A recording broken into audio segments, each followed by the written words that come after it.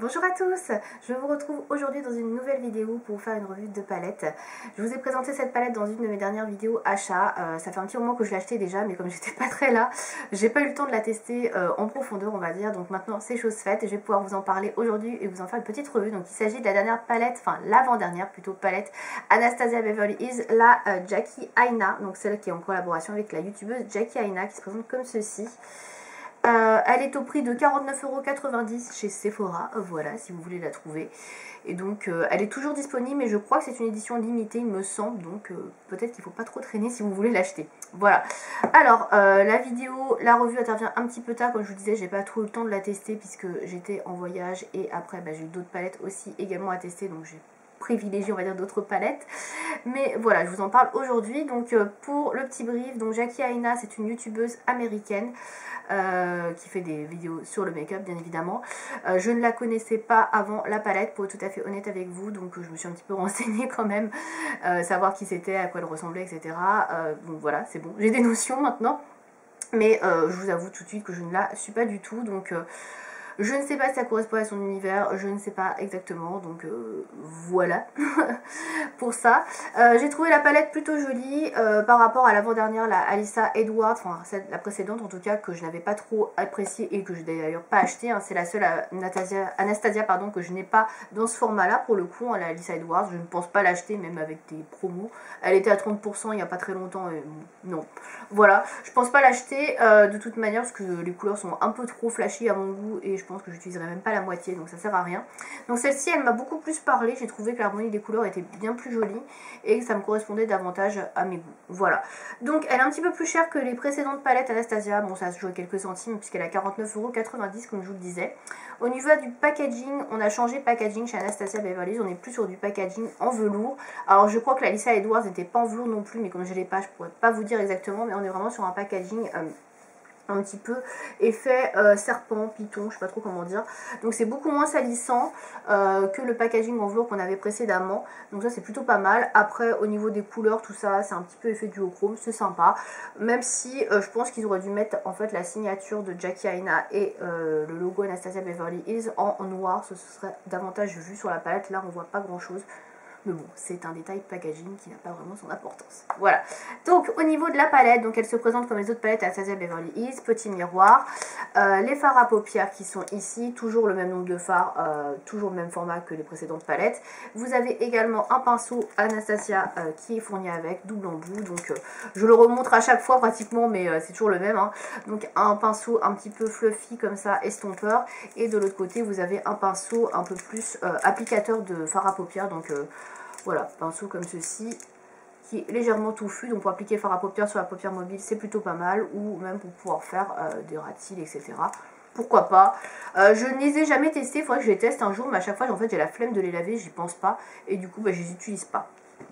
Voilà, mais c'est pas pour ça que c'est pas des bons pinceaux ou quoi que ce soit, hein. Juste, je pense pas l'utiliser comme j'ai déjà mes pinceaux, donc voilà. Donc, au niveau de l'harmonie de couleurs, donc je vous la présente si vous ne la connaissez pas ou si vous ne vous en rappelez pas. Donc on est quand même sur une palette de fards assez chaud, de couleurs assez foncées, on va le dire hein, quand même.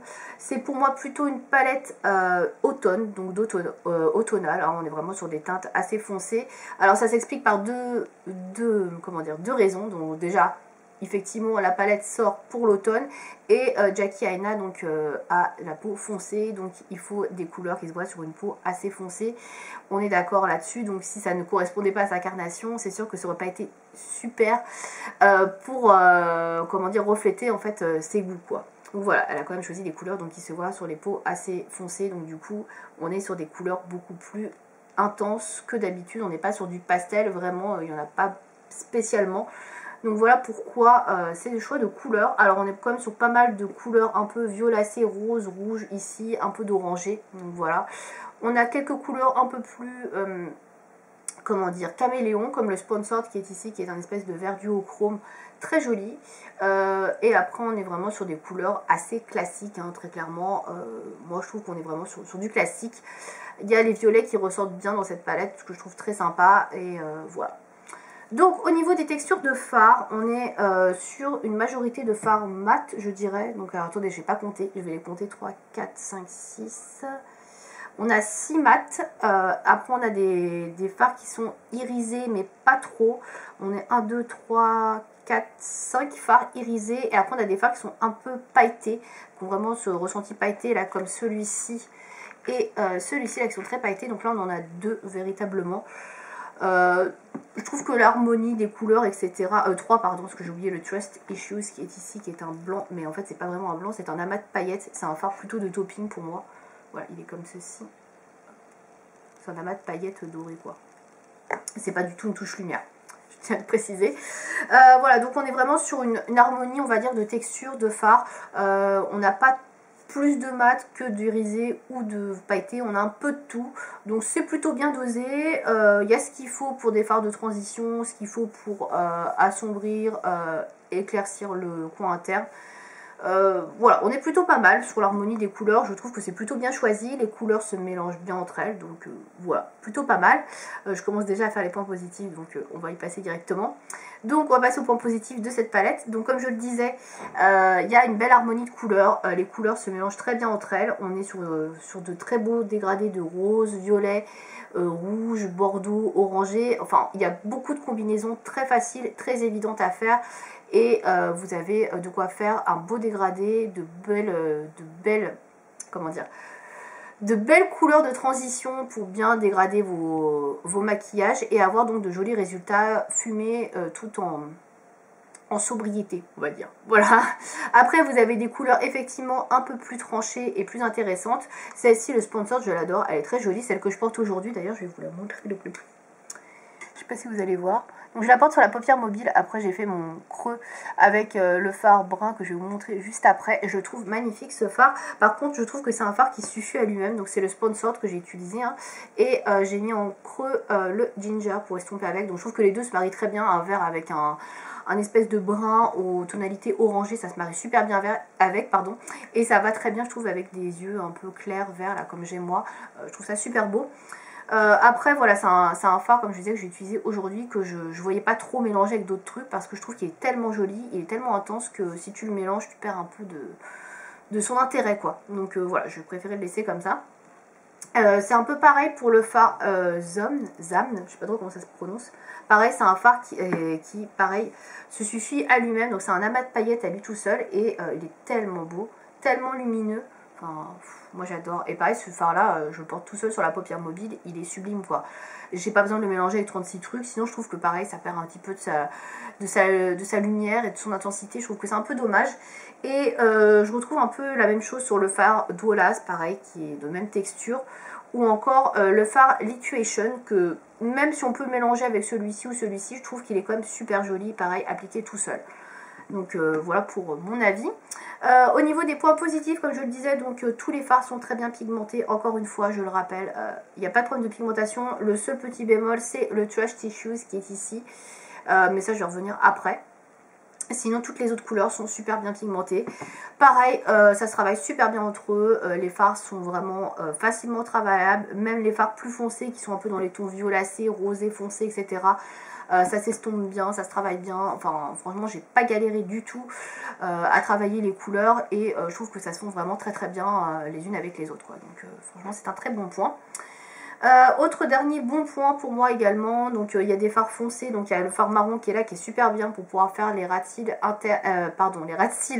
ici, et pour faire les ras de cils également au niveau du sourcil, donc un petit peu, pas du sourcil, des cils, pardon, pour faire un petit peu liner, pas mal du tout. Je trouve qu'on a quand même assez de couleurs, assez de choix pour pouvoir faire un maquillage assez construit de A à Z. Il y a juste quelques petits bémols sur lesquels je vais revenir juste après. Mais sinon, on est quand même sur une très jolie palette pour pouvoir avoir un look automnal ou pour avoir un look de soirée assez sympa. Il y a vraiment tout ce qu'il faut. Et comme je le disais, il y a plusieurs fards qui suffisent à eux-mêmes. Et ça, c'est vraiment top. Si vous n'avez pas trop d'idées ou si vous avez juste envie d'avoir une très jolie couleur sur la paupière mobile, bah, vous pouvez tout à fait opter pour un des fards que je vous ai présenté juste avant. C'est des fards qui sont magnifiques et très très beaux. Voilà. Donc on va passer au point négatif. Malheureusement, j'en ai quand même plusieurs sur cette palette et pour moi c'est quand même un peu gênant. Donc tout d'abord le premier point, vous l'aurez remarqué, il n'y a pas de touche lumière. La touche lumière ici, la plus claire, c'est le fard soleil qui reste un fard quand même, vous voyez, irisé, nacré. Donc c'est sympa, ça peut faire office de touche lumière si vous faites un maquillage dans les tons mat. Sinon c'est too much. Pour moi, voilà, c'est trop brillant, c'est trop doré et ça va pas avec tout. Ça peut aller dans certains cas pour faire une touche lumière correcte, mais ça n'ira pas avec tous les make-up. Voilà, je préfère vous le dire. Le Trust Issues qui avait l'air d'être un fard touche lumière, pas du tout. C'est un fard de topping à appliquer plutôt sur des fards un peu plus foncés, etc. pour avoir un peu plus de profondeur, un peu plus de paillettes dorées, etc. Ça apporte quelque chose, une nuance en plus au maquillage, mais c'est en aucun cas un fard que vous allez pouvoir utiliser sous le sourcil ou en coin interne. Sinon, ça fait tout de suite un amas de paillettes, boule à facettes et c'est pas joli. Voilà, enfin moi c'est mon cas, enfin je trouve qu'en tout cas, voilà, c'est ce que je ressens. Ensuite, pour le fard noir, il n'y en a pas dans la palette, vous le verrez, vous le voyez d'ailleurs. Le fard le plus foncé c'est celui-ci, le Credit, qui est un marron foncé certes, mais c'est pas suffisant pour faire un trait de liner au niveau du ras de cils. Là j'ai essayé aujourd'hui d'en faire un. Donc c'est très léger, je sais pas si ça se verra, on verra que le ras de cils est un peu intensifié, mais pour moi c'est pas suffisant, j'ai envie d'avoir un vrai noir mat, ou un vrai noir, peu importe qu'il soit mat ou pas spécialement, mais pour moi c'est pas suffisant en termes de pigments, sur des couleurs très foncées comme le violet etc, ça se voit pas, ça n'apporte rien, enfin, ou alors c'est pas joli. Donc pour ce genre de palette avec des couleurs très foncées, un marron mat comme ça suffit pas. Voilà, j'aurais aimé avoir un fard noir plus intense.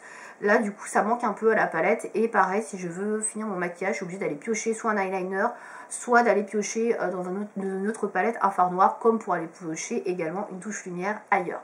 Et ça m'embête parce que bah, c'est pas le genre de palette que je peux emmener en voyage s'il faut que j'apporte 2 autres fards à côté pour pouvoir compléter mon make-up.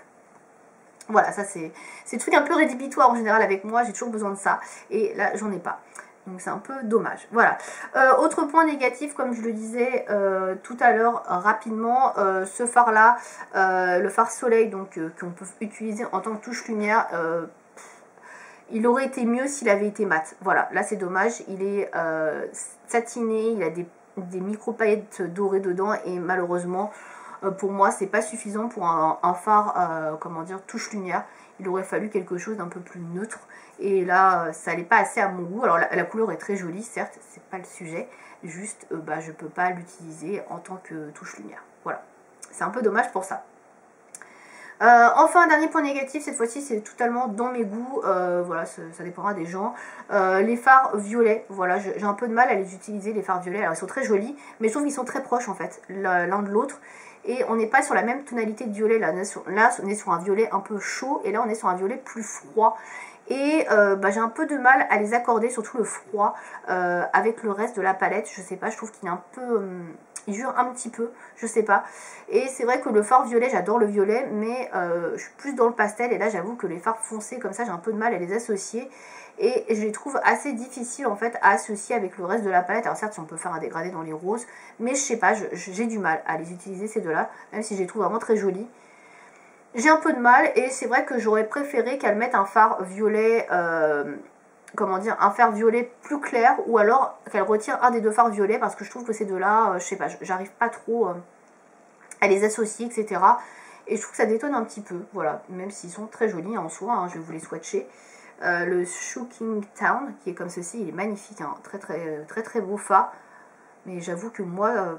Je galère un peu à l'associer avec le reste de la palette. Je trouve qu'il colle pas vraiment avec le reste. À part mettre du rose. Je sais pas. Ou alors je suis un peu trop frileuse des couleurs. Mais bon, c'est possible aussi. Hein. Et le Big Wig qui est le mat. Donc, qui est comme ceci. Et vous voyez, il est un peu plus rosé. Et du coup, ça s'associe pas ensemble. C'est un peu plus prune. Et c'est dommage parce que bah, ça aurait pu faire un joli maquillage. Un joli ensemble avec un peu d'irisé au milieu. Mais ouais, c'est un peu dommage. Je pense qu'elle aurait dû... ils auraient dû revoir un petit peu l'harmonie de ces deux fards là et trouver quelque chose qui s'accorde un peu plus ensemble. Voilà, après ça reste un goût personnel, hein. Évidemment il y en a qui trouvent que c'est magnifique, ça s'accorde très bien. Voilà, après peut-être que j'ai pas trouvé, pas cherché l'harmonie parfaite, mais en tout cas je bloque un peu là-dessus le matin et je sais pas trop quoi faire avec. Donc voilà, mais sinon dans l'ensemble, très clairement c'est une très belle palette, je la trouve très jolie. C'est une magnifique palette pour l'automne, si vous avez envie de couleurs foncées, de couleurs un peu nacrées, très pétantes, etc. C'est une palette qui sera parfaite pour vous. Je la trouve assez originale par rapport aux anciennes palettes Anastasia qui sont sorties, même s'il y a certains fards qui font penser un petit peu à la Sultry, donc les fards un peu dorés, etc., qui sont un peu des reprises des précédentes palettes. Néanmoins, je trouve qu'il y a quand même de la recherche Et les couleurs sont vraiment très bien pensées, surtout pour les peaux plus foncées. Donc ça c'est plutôt cool. Voilà. Donc globalement c'est pas ma palette préférée chez Anastasia, je pense que vous l'aurez compris. Je galère un petit peu avec les couleurs foncées parce que c'est moins évident à travailler et à utiliser pour moi, je précise bien pour moi. Après les couleurs n'en sont pas moins intéressantes, sont très jolies. Et l'avantage de cette palette, comme je le disais tout à l'heure, c'est qu'il y a des fards qui sont vraiment de petites pépites, qui sont très jolies, des duochromes magnifiques, qui sont vraiment très lumineux et qui peuvent s'utiliser tout seuls. Donc ça c'est vraiment le top. Et là ce maquillage que j'ai aujourd'hui avec ce fameux fard, je le trouve magnifique. Voilà, donc pour résumer, je vous recommande cette palette si vous avez donc soit une peau beaucoup plus foncée que la mienne, c'est clair, soit si vous aimez les maquillages très foncés, si vous avez envie d'une palette automnale. La qualité est au rendez-vous, juste je trouve qu'il faut compléter avec quelques autres fards pour avoir vraiment une palette go-to. Voilà, j'espère que cette vidéo vous aura plu, qu'elle aura pu vous aider, et je vous dis à bientôt. Salut!